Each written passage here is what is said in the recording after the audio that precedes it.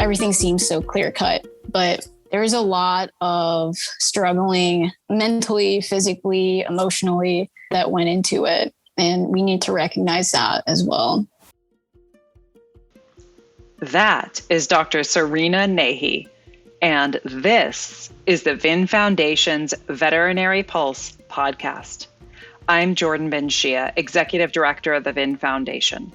Join me and our co-host and VIN Foundation board member, Dr. Matt Holland, as we talk with veterinary colleagues about critical topics and share stories.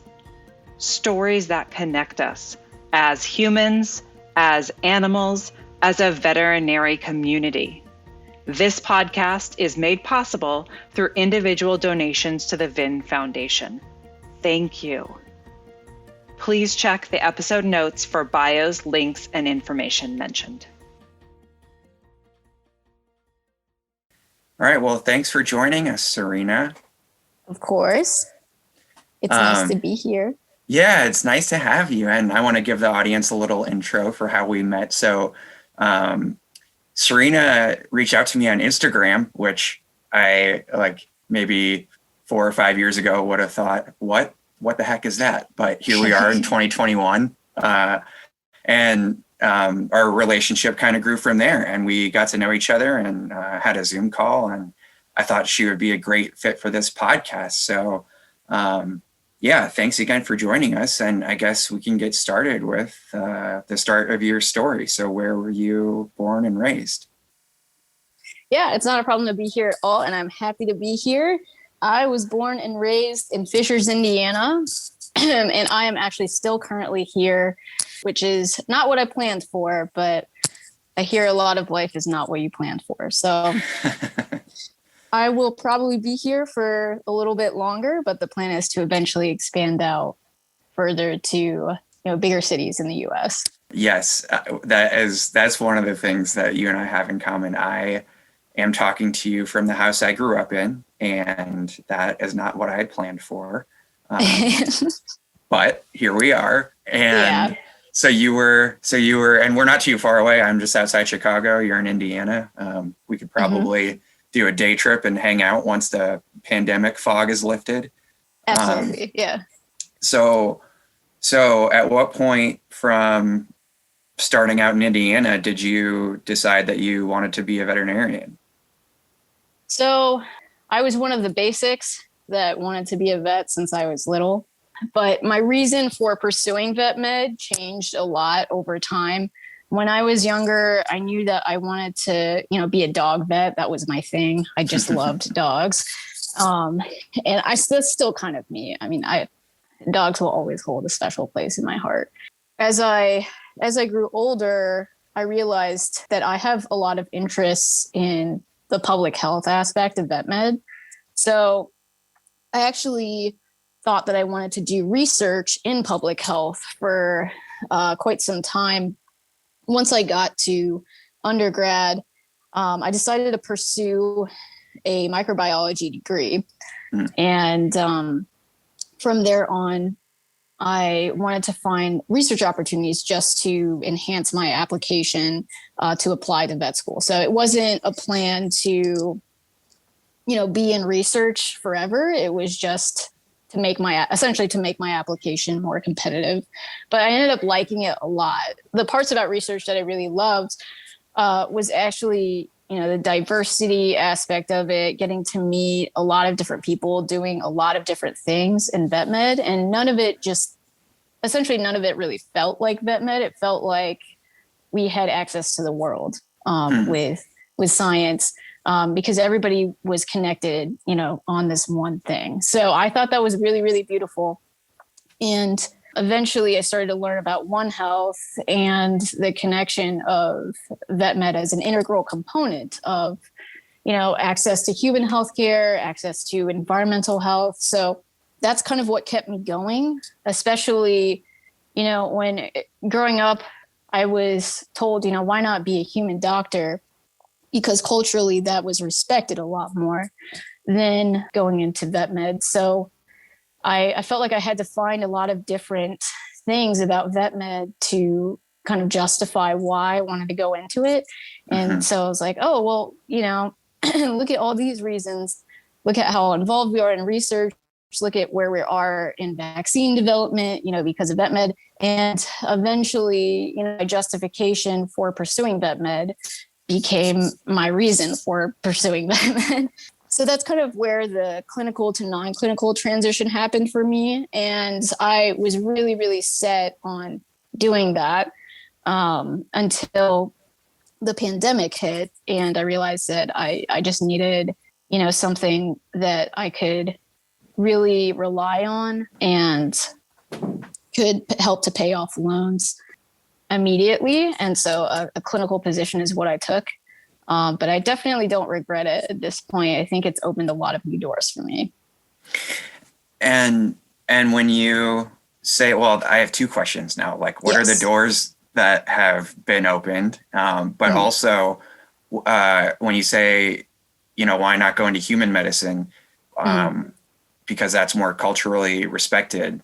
Are you talking about like which culture are you talking about?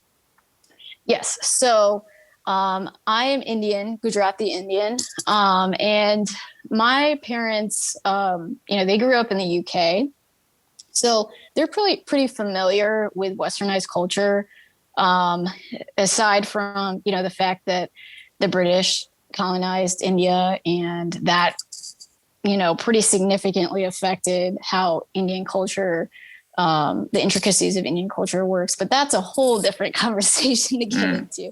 But they're familiar with Western culture. So I think that was a difficult thing to work with growing up, is knowing that, okay, my parents are familiar with, Westernized culture, but there's just so much pushback for a lot of things that I would have expected them to, kind of be familiar with or have already accepted. But I think part of moving to a new country comes with, a burden of feeling, or in a sense of guilt of feeling like you need to carry on certain cultural perspectives. And one of them being that, animals essentially belong outside.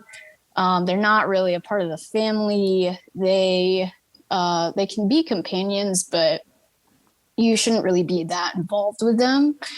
And, they're dirty and they just carry disease and stuff. But that became sort of the reason for pursuing vet med is, okay, well, they don't have to have diseases. They can be a part of our families. They can, be involved in our day-to-day lives. So that was kind of the pushback in pursuing vet med, is if you're already going to learn that much about animals, why not just apply it to human medicine? In Indian culture, that's just significantly more respected. And that's changing over time. Definitely that there's been a huge shift since I was a kid.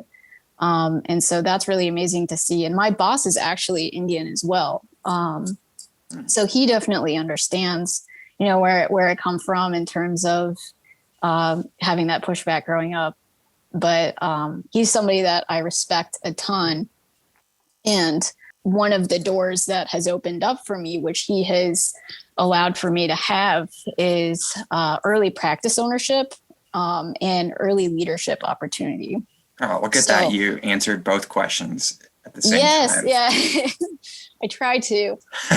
There's just so much that's intersectional, and that's my goal in life, is to find intersectionalities in life and highlight them.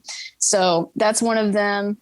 I am proud to say that I am now a practice owner as well as medical director. Congrats. 26 years old. Yeah. Wow. Thank you so much. I appreciate that. It's not ever something that I would have imagined to say, especially, just 1 year ago, 5 years ago. It's just, there's so much, I think, about people that we look at on paper, on their resumes, on social media, for example, and it's just snapshots of their life.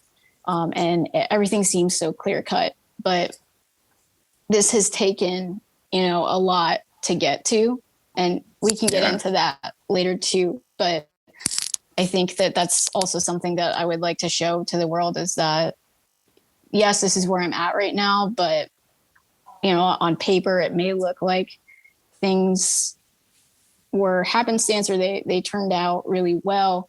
There's a lot of struggling mentally, physically, emotionally that went into it. And we need to recognize that as well. Yeah, I mean, you said we can get into it later, but why not now? Okay. Let's hear it. Sure. Yeah. So I think it's important too, because I totally agree with you about we see snapshots of other people's lives, and things may appear, I don't know if this is the right word, but easier than they actually are. And that's not always like the intent of what, like I'll speak for myself. Like when I post snapshots of my life on social media, I don't intend for things to make it seem like they're easier than they are, but sometimes they can just look that way. Absolutely. So I totally hear you there. Yeah. And,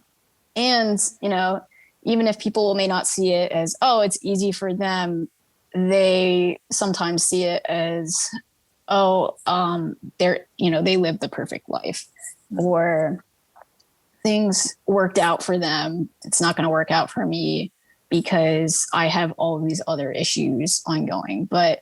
And I know we were talking about this prior to the start of the podcast, but you don't know what people are going through.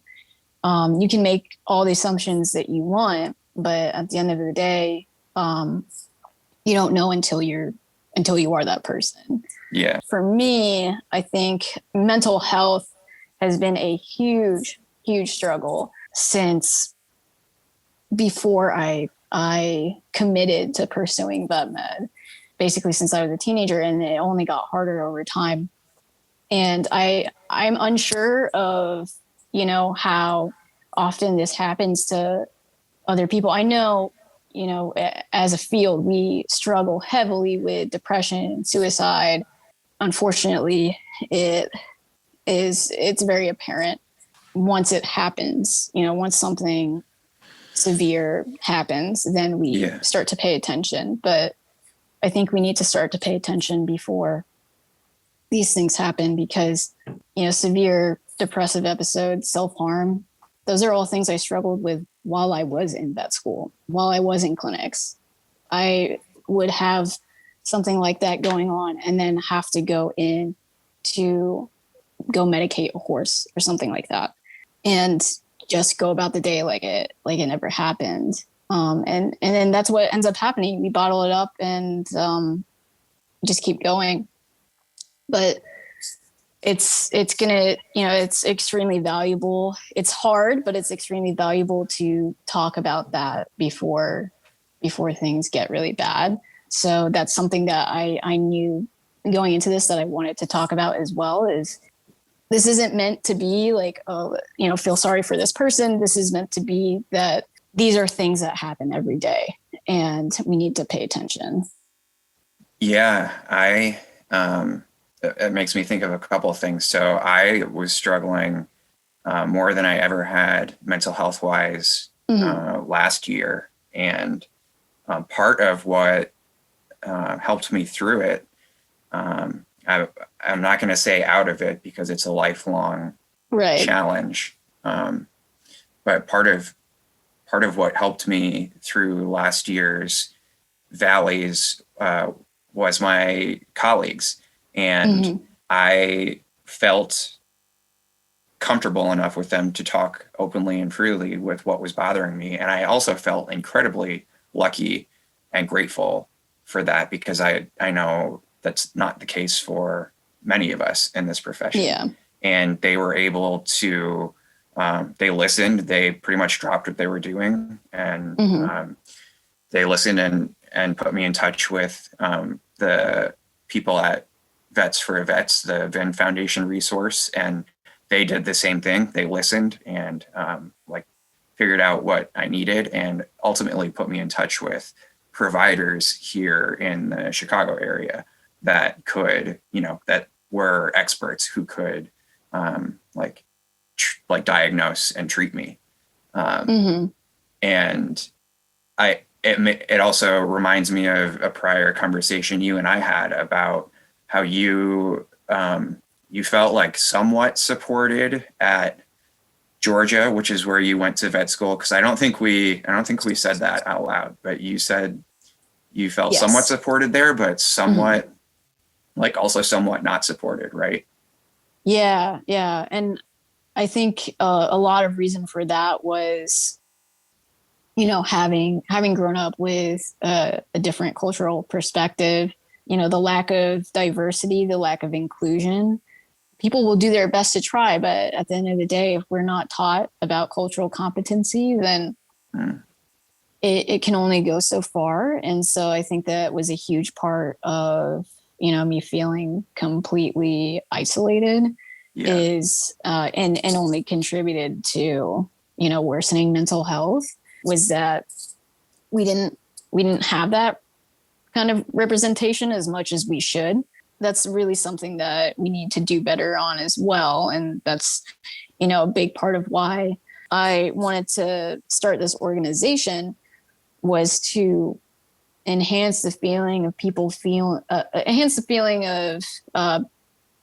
people being comfortable in their own skin, and it's staying that way, not just on day one, but on their bad days as well. Yeah. And can you both tell us the name of the organization and also the meaning behind the name? Yes. So Chapter VIII is the organization. I founded it in June of 2020. And it's about to turn 1. I'm sorry? I said it's about to turn 1. We should have a party. Yeah. Yeah. We're over 6 months old, which is really weird to say, but we didn't actually get nonprofit status, I think, until December. So I guess that would be the official founding as a nonprofit. But yeah, so it's 8 as in, the Roman numerals, VIII. So the acronym of the Roman numerals would be Veterinary Inclusion and Intersectionality Initiative. That's where Chapter VIII comes from. I think that's so cool. Thank you. I really appreciate that. It makes you think. Yeah. Yeah. Yeah. I really like the number 8 because if you turn it on its side, it's infinity. So the plan is for it to be an infinite concept of greatness. And I founded the organization, to bring together multiple underrepresented groups in vet med and beyond vet med too. So that's kind of where the One Health perspective comes into it, because we obviously, vet med isn't the only field where we have lack of inclusion, lack of intersectionality. So the goal is to bring together eventually multiple healthcare groups to enhance inclusion of those who identify as underrepresented. And, that way to better understand how we can enhance accessibility of healthcare, of vet med to those underrepresented groups from a clinical, non-clinical perspective, to diversify career opportunities, to build a community for people to better understand one another's experiences. Eventually, we want to have opportunities for students, maybe people who are considering going to school but aren't students yet. Of course, professionals as well. So people who may be done with school and are working in the field or working non-clinically, to be able to have that community to rely on. If they want to pursue different opportunities, then they'll have that as a community to go to, but also to share their experiences through art as well as social media. What since last June would you say are you like, well, I was going to say most proud of, but that's that puts a little too much pressure. So like, what are you proud of? So we started a merchandise line, and we wanted to have something that reached multiple underrepresented groups, as well as, enhancing inclusion in all healthcare fields. So we decided to start a merchandise line that has pronouns on it. And they say, like doctor, they, them, nurse, she, her, future doctor, he, him. So it had, pronouns in that sense. And then also the Black Lives Matter symbol on it to enhance inclusion of Black Lives Matter in healthcare. And our goal was to raise at least $250 so that way we could match another organization and collaborate on a scholarship. And we are working on that at this time, but I believe that we're going to have a scholarship pretty soon here. And that, that's in less than 6 months that we were able to do that. So I think that that's really, really cool is, being able to use artistic perspective to bring to science to make people feel more included. We don't, like I said, we don't have a scholarship in place yet, but the plan is to eventually build a scholarship to allow for students who are interested in vet med. So this was a fundraiser that was done in February. So that is Black History Month. And we wanted it to specifically be for a Black student pursuing vet med, or interested in vet med, but still looking for experience to get a better idea of whether or not they truly want to pursue vet med. Because part of, as we all know, part of the application of applying to vet school is to gain large animal experience, small animal experience, exotic experience. Not everybody has accessibility to all of those opportunities. And to add on to that, a lot of those opportunities are not paid. So the goal is to allow for students who are, somewhat interested in vet med, maybe don't know, to get a paid experience basically for about 2 to 3 weeks, and get a better idea of whether or not that is truly something they want to pursue, whether that be in large animal, small animal, public health, government work, research, whatever they desire, as long as it's within, the capacity of vet med to enhance their application. Yeah. And I feel like I keep plugging the VIN Foundation, but this is so relevant. Like we've got I want to be a veterinarian.org. And it's like exactly what you're talking about. It's for people who are at the point where they're considering, like, should I go into vet med? Should I go into something else? Like, what exactly would this look like? And for anybody out there who wants to pick our brains, it's what we do, is help. So you can email us with any questions and we can put you in touch with the right resources. And it sounds like we've got another resource in you. Yeah. Serena. So, yeah, whether definitely. you like it or not, you're on our list now for people who we're gonna tell, are experts in applying to vet school. Perfect. Yes. I'm happy to help out in any way I can. I mean, like I'm thinking about, you've already mentioned the word, when you're talking about research, and you said one of the things that drew you to it the most, or stood out the most, was diversity. And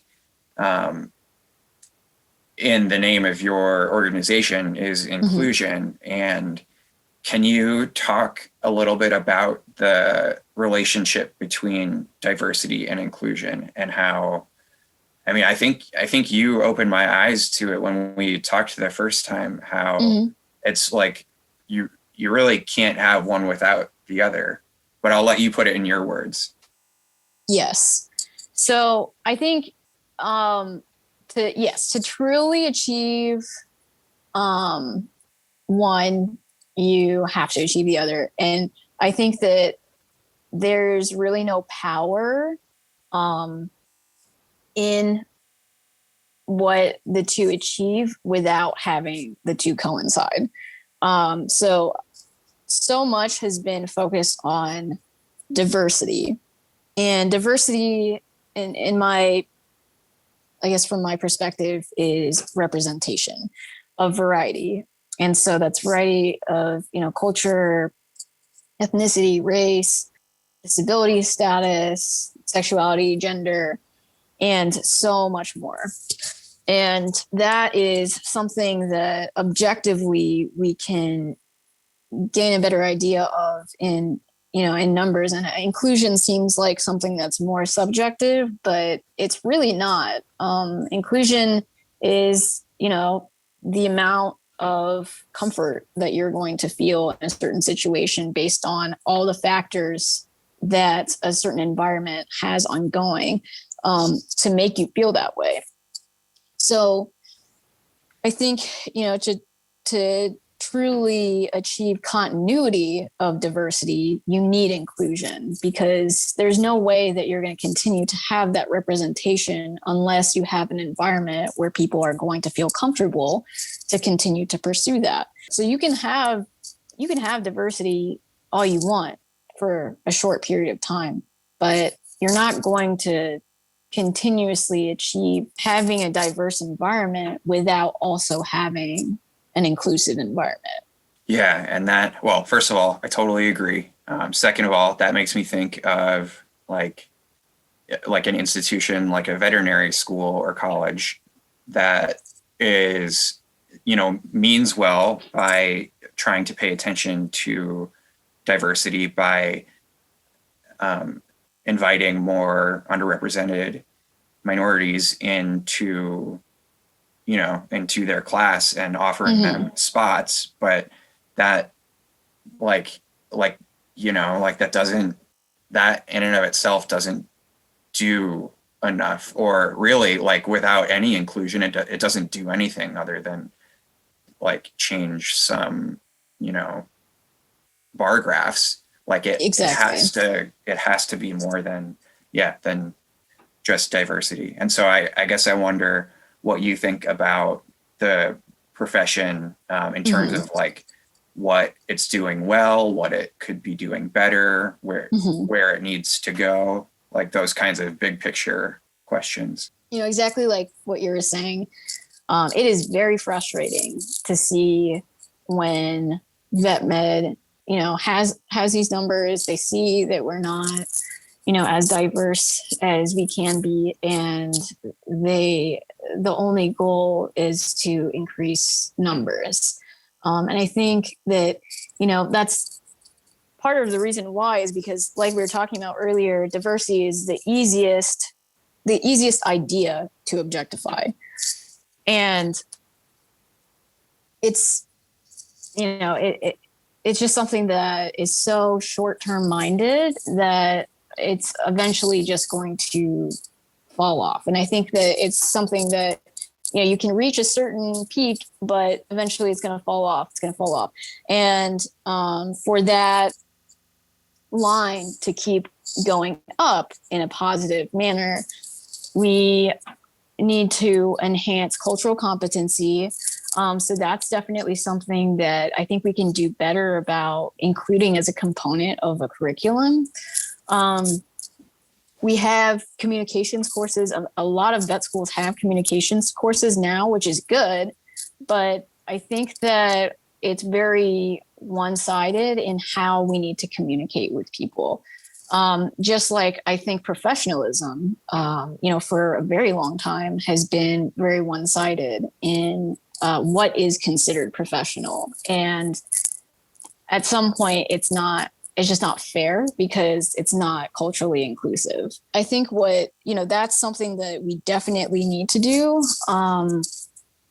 as well as increase the diversity in leadership. We're doing, a lot of vet schools are doing a lot to try to increase, the diversity in the classes themselves, but we should also, in order for people to feel included, we should also have diverse people in leadership positions, because then we know, okay, yeah, there is a possibility that we can eventually make it too. And that also offers mentorship opportunities for underrepresented groups, where they can feel comfortable enough to go to somebody for, somebody who has similar experiences to them, for mentorship opportunities. I think that, we're getting there, and I think that that's getting noticed. But when we have situations where, all of the deans, or a majority of the deans in vet schools are not, I guess, aren't considered to be part of an underrepresented group, and the heads of the departments and people high up in entrepreneurship in vet med, what we see is that there's a limit to how far we can go, but there isn't. And I think that we need to start to realize that. And that's part of Chapter VIII's goal too. We're working on setting up some programs so that we can, enhance communication and leadership skills for underrepresented groups. So that way, we have a pathway for people to eventually get to those positions, and hopefully eventually be available as mentors in the future. Yeah. I love what you said near the end there about how, it can look like there's a limit, but there isn't. Mm-hmm.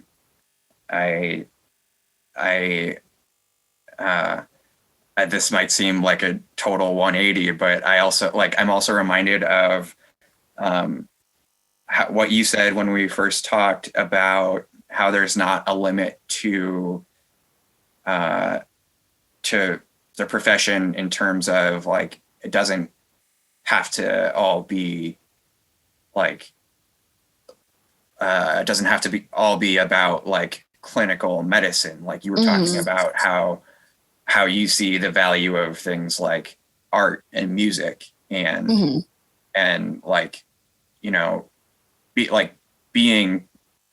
being colleagues in and being colleagues in those spaces too. So not just like a personal hobby, but like sharing those things as veterinary. Yes. There's something that I wanted to state on that in terms of, the classical statement of the limit does not exist, because I think that that is true. But I think that there's a lot of idealism in that. And a third component that I forgot to mention, and is very, very important, is financial accessibility of vet med too, in order for people to, feel like they will have long-term inclusion in the field. So I think that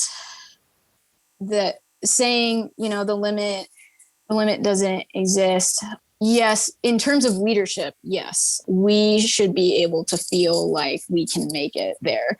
But there's a lot of factors that are working against underrepresented groups that, systemically, we also need to appreciate too. So I think that those are kind of two separate concepts that I want to highlight.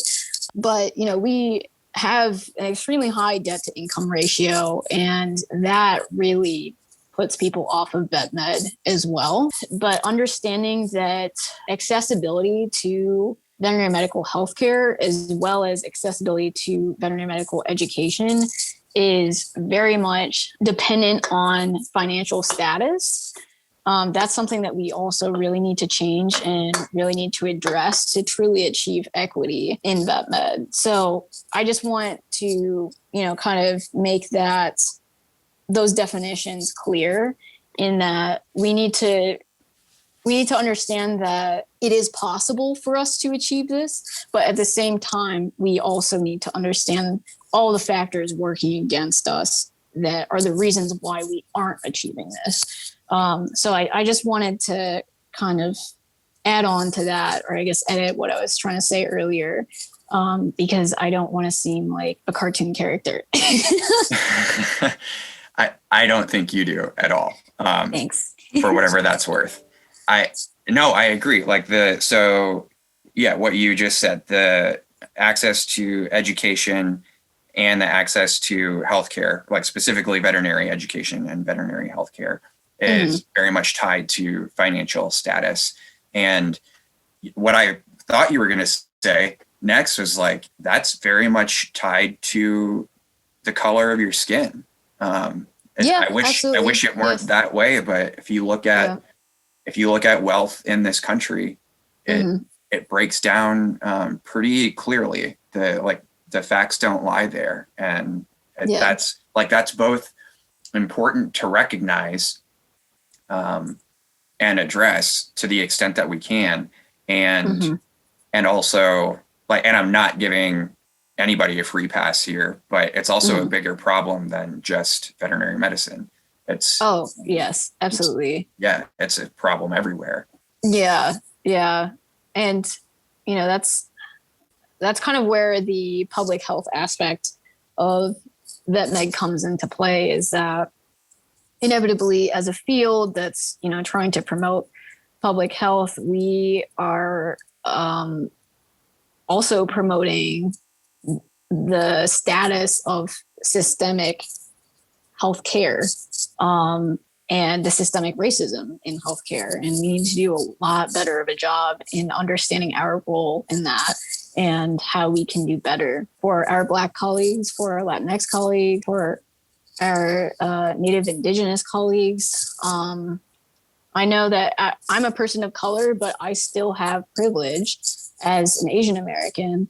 And, compared to my Black colleagues, compared to my Latinx colleagues, compared to Native Indigenous colleagues. And there's no way to move forward without recognizing what works in my favor and what doesn't, because there's also a lot that doesn't work in my favor. But yeah, that's a big part of the financial aspect of why we need to do better in vet med, as well as the cultural aspect of why we need to do better in vet med. Yeah. I wish I had a nice note to wrap up this part of the conversation on, but I don't. It's just, there is none. It's just not a nice thing. It's not. There's a lot of work to do, and it's going to take a lot of people. The thing that I've learned through a couple different careers and lots of different jobs within those careers is that in any institution I've ever been in, whether it's professional sports or the United States government or veterinary medicine, change, the reason change doesn't happen is because it's not important enough to enough important people. And that's correct. Yeah. We just have to keep shouting politely, I guess, but sometimes not politely. I don't know. Yeah. I think we're past the polite shouting now, but unfortunately, a lot of movement forward is dependent on politicizing things that are just, objectively no longer political. They're just they're pure racism, and we need to address that. Unfortunately, we're not going to solve that here. No, but we can, we can make steps. Yeah. I mean, we're this is a step. It's by having a conversation, and hopefully people will listen to it, and we can grow the group of people who are interested in it.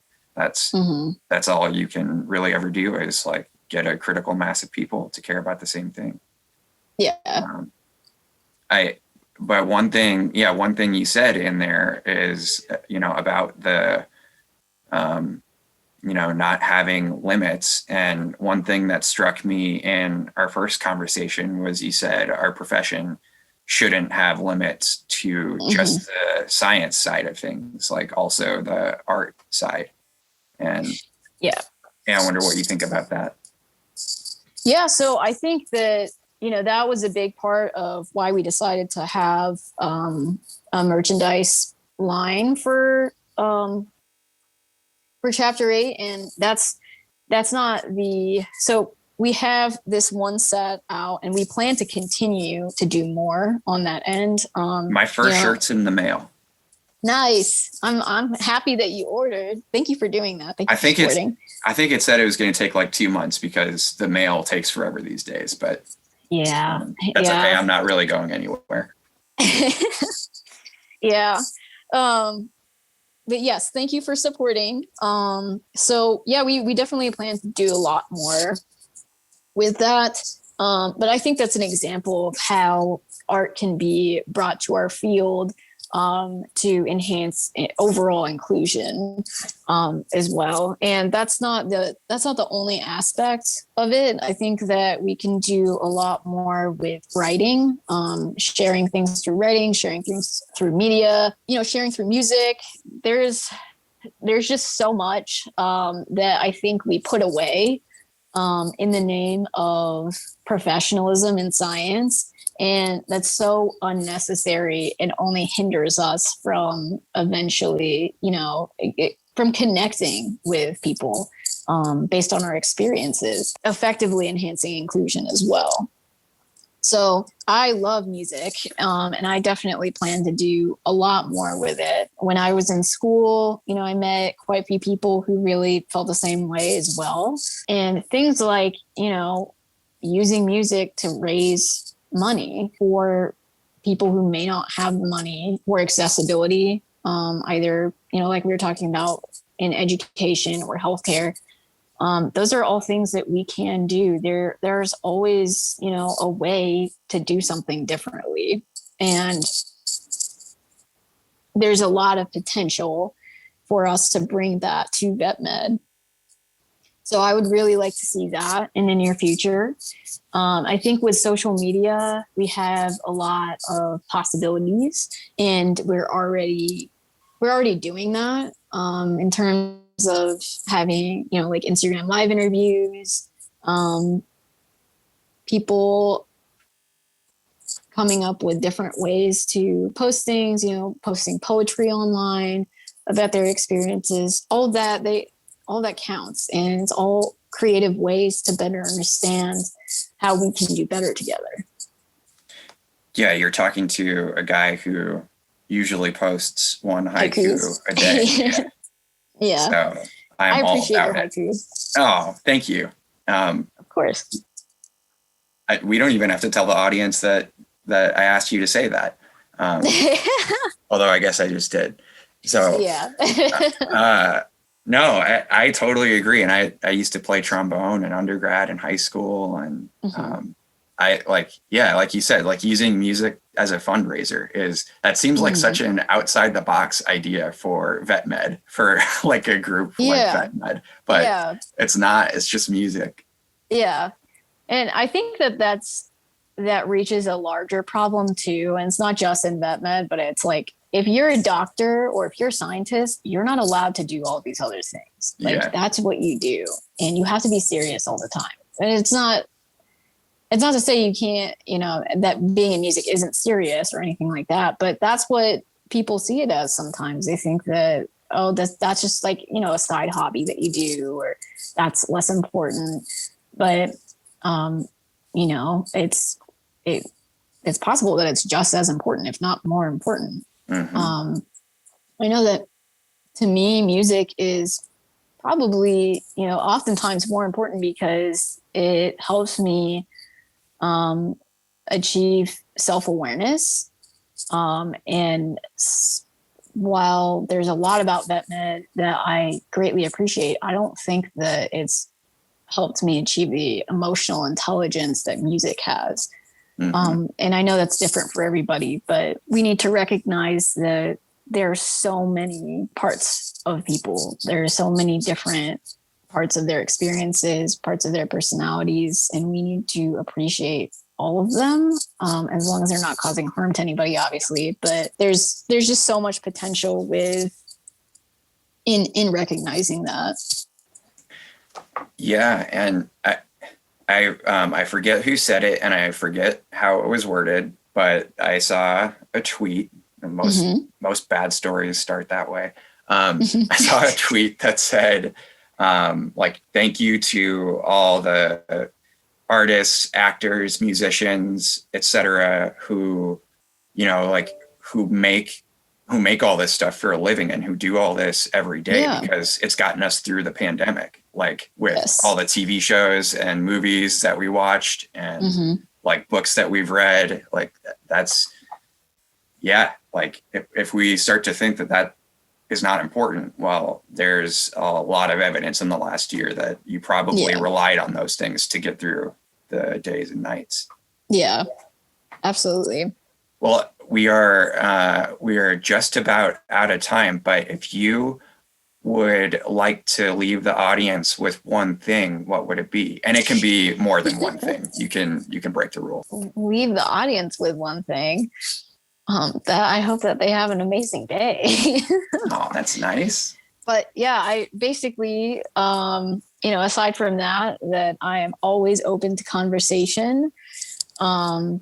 And, it would be amazing if they would want to be a part of Chapter VIII's initiative as well. We're always happy to accept new members. We're always including new members. And also, if anybody ever has any ideas that they would like to bring to the table, we're more than open to that as well. So I would just be happy to meet anybody and everybody that feels that they're able to reach out, and we can go from there. Great. I was going to say, like, if you've listened till now, thank you, first of all. And we'll have the links in the episode notes, but also we'll put all this stuff on social media too. Yeah, absolutely. If you can get through all of this, thank you so much for for listening to us. For anyone interested, we will put both Serena and Chapter VIII's contact info in the episode notes. And before we part ways, is there anything you'd like to say at the very end, Serena? I just want to thank everybody for taking the time to listen. And if they would like to reach out, I would be happy to have, open any conversation with them. If they have any ideas to bring to the table about Chapter VIII, we're always happy to listen to that. And we look forward to building a community together. Yeah, so Serena's happy to listen to you, and I hope you are happy to listen to this episode. And we will see you next time. Thank you. Thanks, Serena. Thank you for joining us for this episode of the Veterinary Pulse. Please check the episode notes for additional information referenced in the podcast. If you enjoyed this podcast, please follow, subscribe, and share a review. We welcome feedback and hope you will tune in again. You can find out more about the VIN Foundation through our website, vinfoundation.org, and our social media channels. Thank you for being here. Be well.